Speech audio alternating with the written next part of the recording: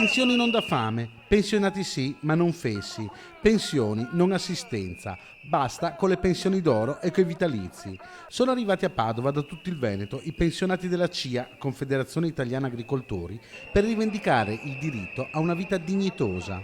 Un lungo corteo dalla stazione al centro città. Quanto ha di pensione? 600 euro. Quanto? 600. Se la cifra. Dopo 40 anni sono andato in pensione con 490 euro. E questo è il primo passo per una grande lotta per l'equità e una giusta pensione per tutti. Chiediamo un'equità sociale e chiediamo che a tutti le pensioni almeno da 1000 euro in giù diano gli 80 euro. Credo che la soglia minima sia insopportabile.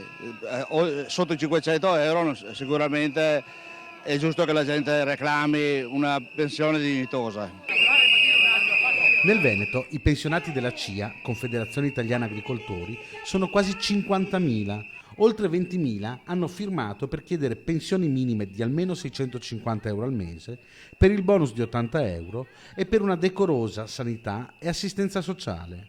Una manifestazione, quella della CIA a Padova, composta ma decisa nelle rivendicazioni. Sono richieste non propriamente pesanti, ma adeguate al ciclo della vita e per cui gli anziani, i pensionati, devono in qualche modo recuperare il ritardo che hanno rispetto a altre categorie sociali.